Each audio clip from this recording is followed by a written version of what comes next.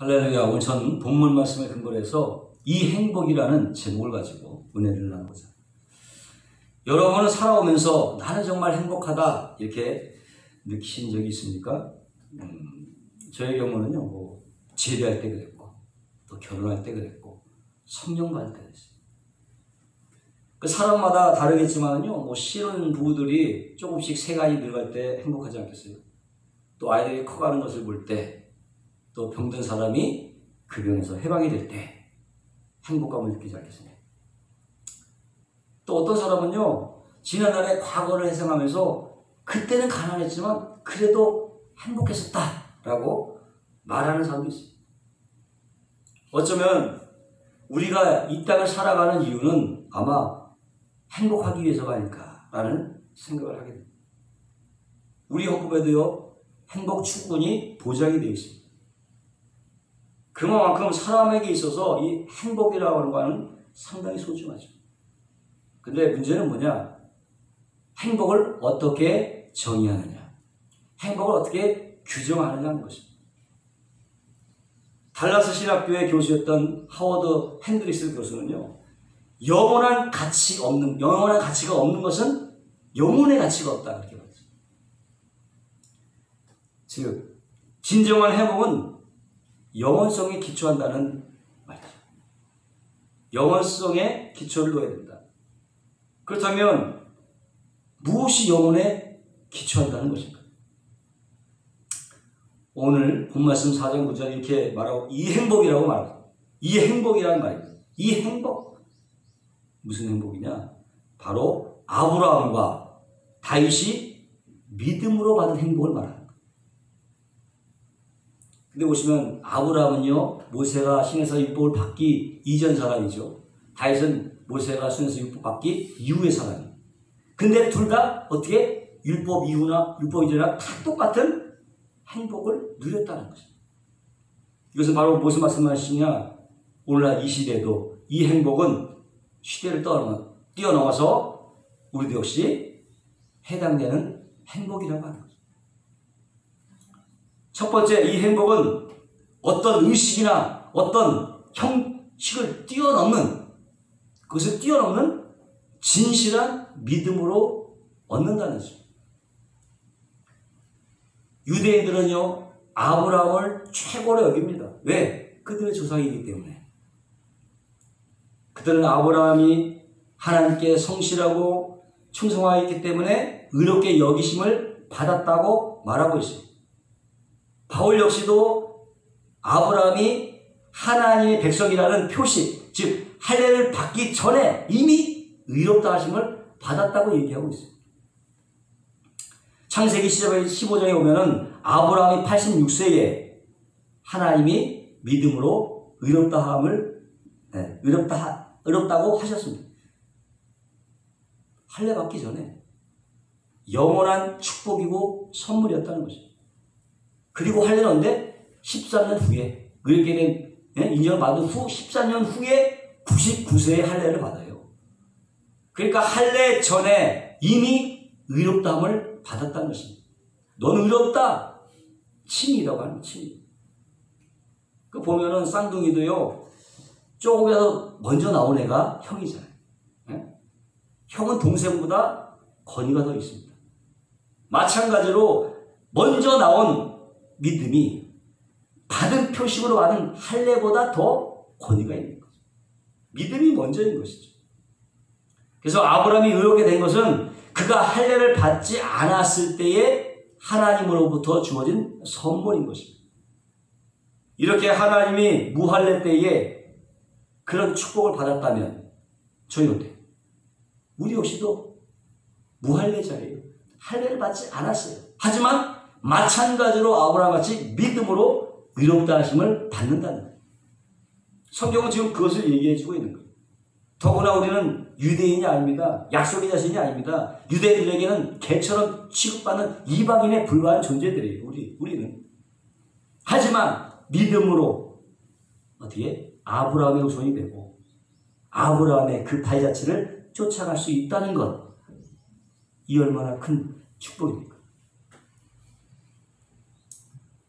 사실 할례라고 하는 것은요, 일종의 사인이에요. 표식이에요. 너가 내 약속을 잘 받아들였기 때문에 표징으로 내가 너에게 이런 걸 준다 하는 그런 뜻이죠. 근데 보세요. 어린 나이도 아니고 이게 나이가 99세야. 나이 99세에 표피를 잘라서 할례를 받는다는 게 과연 쉬웠겠느냐. 그때 같이는 무슨 약도 없었겠고 어린 나이 같으면 금방 암을 잊지만은 그 나이에 낫지도 않고 많은 고통이 따랐을 것입니다. 그러함에도 불구하고 하나님께 내가 소속되었다. 하나님의 것이라는 그 뿌듯함 때문에 받은 표식이에요. 그 몸을 볼 때마다 자랑스러운 거지. 나 하나님의 자손이야. 자녀야. 뿌듯하지 않았겠어요? 또 할례라고 하는 것은 인을 치는 것입니다. 영어로 실이라고 해요. S-E-A-L, 실. 도장을 몸에 새겨서 누구의 소속인지를 알려주는 것입니다. 인을 치는 것입니다. 곧 하나님의 권위로 너는 내 것이다. 도장쾅. 그런 의미라고 하는 거죠. 그 절대 도망갈 수가 없다. 너는. 어디로 가지? 인식 때문에 사람들이 널 다 알아봐. 널 하나님의 사람인 것을 다 알아본다 이거예요. 그런데 문제는 뭐냐? 유대인들은 이 표식 안에 들어있는 내용은 다 잊어버리고 그저 사인만 생각하는 거야.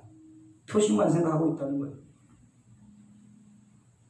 선물 더 중요합니까? 아니면 선물을 준 사람이 더 중요합니까? 선물은요, 넋을 쓰라고 금방 사라지만 선물 주는 사람의 관계는 계속 지속이 되는 거잖아요. 선물 준 사람이 더 중요하잖아요. 마찬가지로 표와 인을 주신 하나님이 더 중요하다. 하나님이 중요하다. 그리고 그 안에 왜 주셨는가를 알아야 되는 거죠. 근데 우리는요, 그런 구약의 이스라엘 사람들의 할례와는 상관없이 그저 구원을 선물로 받았어요. 네? 때문에 우리는 유대인들이 범한 실수를 반복해서는 안 되는 거예요. 비록 우리가 구약에 할례는 없었지만 그와 비슷한 게 신약이 있어요. 세례라는 게 있어요. 두 가지가 다 동일한 건 아니지만은 유사성이 있어요. 할례가 하나님의 백성이라는 것을 들어주는 사인이라면 역시 세례도 똑같은 역할을 해요. 내가 하나님을 믿은 표를 몸에 받았다는 뜻이 그게 세례가 하나님께 도장을 받은 사람이다. 그리고 그것을 공식적으로 세상에 선포한 것이 바로 세례의식이다. 그래서 세례를 받은 사람은 그 세례에 합당한 삶을 살아야 되고 아브라함의 후회다운 삶을 살아야 될 줄로 믿는 것입니다. 또 우리 안에 뭐 있어요? 인을 치는데 뭘로 쳐요? 성령의 인체. 우리 안에 계시는 성령님이 인을 쳐주시는 거. 성령 세례를 베풀어 주시는 거. 그와 동시에 어떻게? 성령 세례가 부어진과 동시에 옛사람이 싹 죽어버리고 새 사람이 되는 거. 새 옷을 입는 것입니다. 그렇다면 나의 신분은 새 사람이지, 새 신분이지. 새 시대, 새 나라에서 새롭게 살고 있는 새 사람인 줄로 믿습니다. 이 말씀에 모두가 다 아멘으로 화답할 수 있어야 될 줄로 믿습니다. 두 번째로 이 행복이라고 하는 것은 어떤 업적을 뛰어넘는 진실한 믿음으로 없는 업적과 상관이 없다는 거예요. 첫째로 약속을 받아 은혜를 누린 아브라함의 생애를 보면 율법보다 훨씬 이전에 이루어진 사건이죠. 시간으로 보나 내용으로 보나 그 외에 온 할례는 비교도 할 수 없어요. 할례는 그저 보조에 불과한 보조에 불과한 거예요.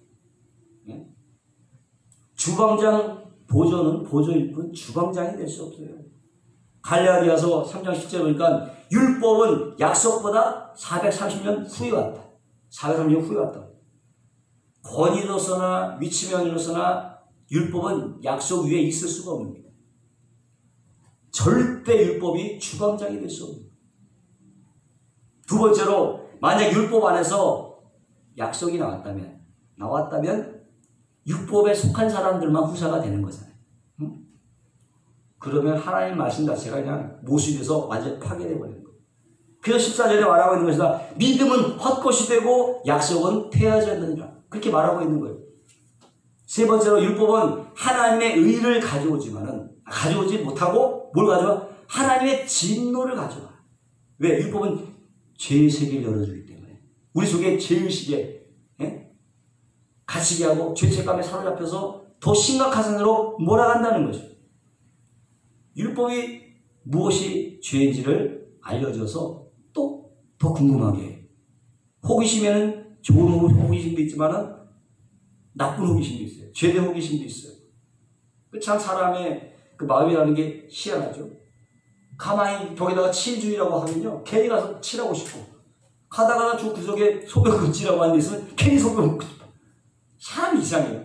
하지 말라는 데 가서 칠하고 있고, 하지 말라는 데 가서 이상하게 소변을 많이 보더라고. 이상한 심리가 있어요. 이러니 율법이 어찌 우리를 안전한 땅으로 인도할 수 있는 능력이 있다고 할 수 있겠습니까? 반면에 하나님의 약속은 일방적인 선물입니다.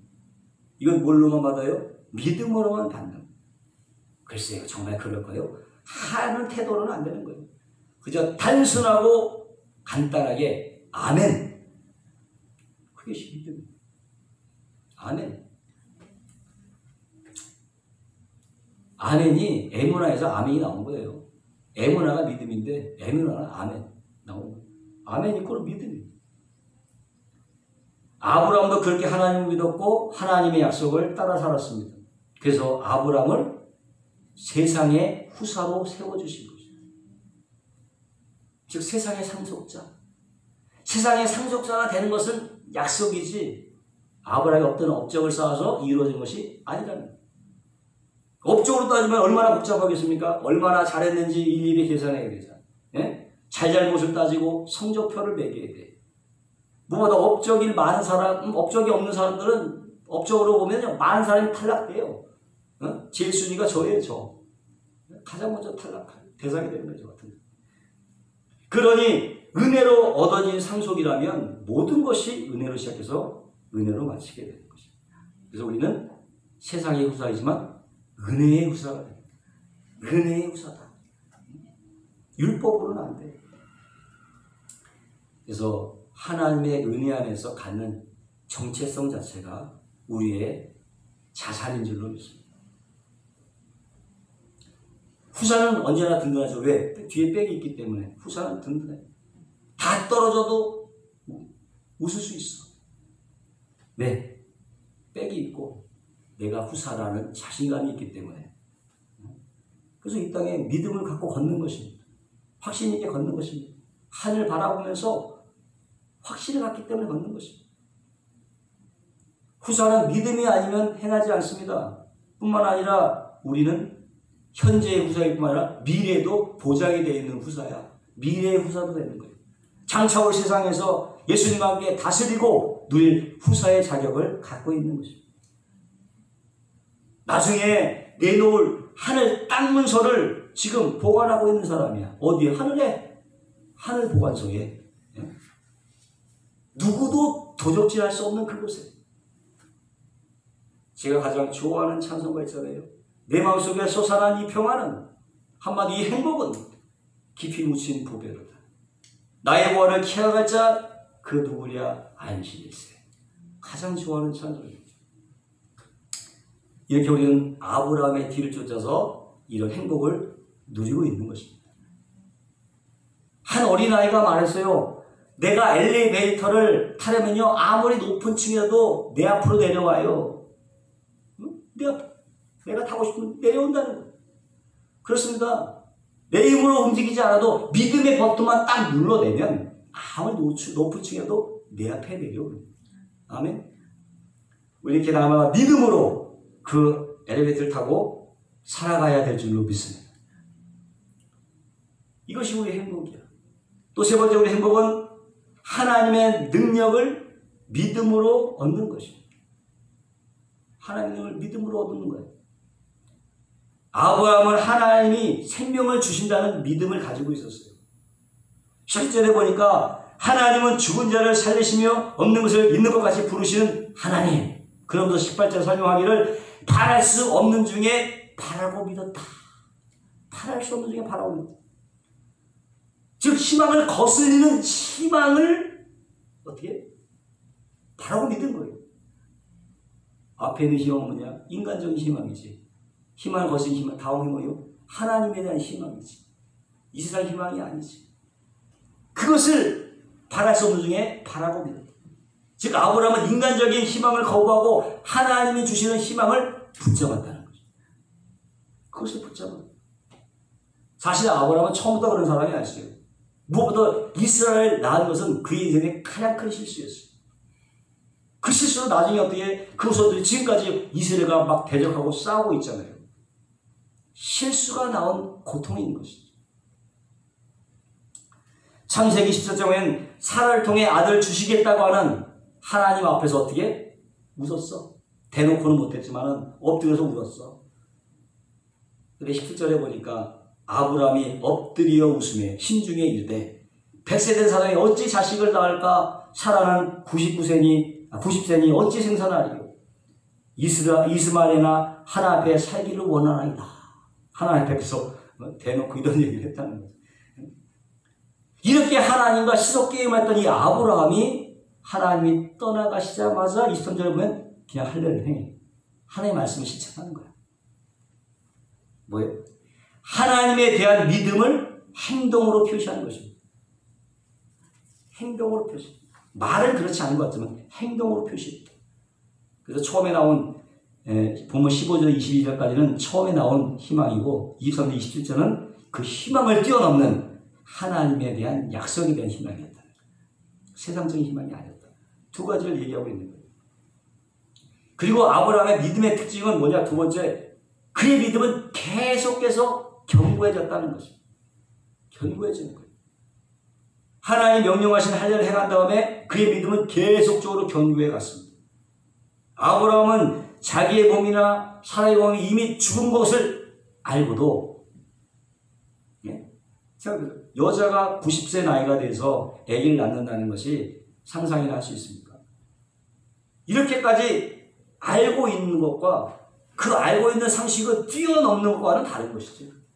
대부분의 사람들이요, 그 믿음에 알고 있는 수준을 그냥 그 수준에 그쳐. 알고 있는 수준에 그쳐. 그러다 보니까 그것을 뛰어넘는 계산적인 모험을 감행하지 않는다. 그러다 보니까 모험을 안 해요. 하지만 아브라함은 시련도 있었죠. 하나님과 시속게임도 했지만은 어떻게? 믿음의 모험을 감행했다. 결국 하나님에 대한 그것이 하나님의 믿음을 점점 견고하게 굳건해 갔던 것입니다. 우리 신앙도 마찬가지입니다. 때로 의심할 수 있어요. 때로 인내하지 못할 수 있어요. 쉬운 방법을 택할 수 있어요. 하지만 우리가 믿음의 모험을 강행할 때 하나님의 도우심을 더 많이 경험하고 하나님을 더 많이 알아가게 되는 것입니다. 우리는 아브라함과 같은 하나님을 믿습니다. 죽은 자를 살리시는 하나님, 죽은 태에서 생명을 일으키시는 하나님을 믿습니다. 하나님의 능력은 어떠한 일에도 가능하게 하는 것이죠. 어떤 자녀도 넘을 수가 있는 것입니다. 또 우리는 아브라함같이 하나님의 약속을 잘 받아들이고 하나님을 신뢰한 사람은 하나님 하신 약속도 신뢰할 수 있습니다. 내가 하나님의 후사로 이 땅에서 힘있게 사는 것이 하나님의 약속이라면 그 약속을 믿고 사는 것이 믿음이죠. 믿고 살아가는 것이 믿음. 또 믿음으로 예수님의 대속의 죽음과 부활의 능력을 경험하게 됩니다. 나의 것이든 예수 죽음, 내 죽음, 예수 부활, 내 부활이 믿음으로 가능하게 되는 것입니다. 오늘 내가 사는 삶의 현장에서 이제는 더 이상 사망아 너와 쏘는 것이 어디냐 외칠 수 있어요. 죽음이 다 나를 어찌할 수 없습니다. 힘 있는 세력이 아닙니다. 물론 우리가 죽음은 우리에게 두려움을 갖다 주죠. 그러나 두려움은 나의 주제가 될 수가 없어요. 죽음은 나를 절대로 중뜨게 할 수 없습니다.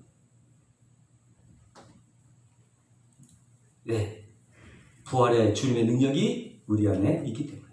아멘. 결론적으로 말씀을 드리겠습니다. 아브라함과 같은 믿음의 사람들은요, 정말로 행복한 자예요. 영원한 행복은요, 인간에게서 나오지 않습니다.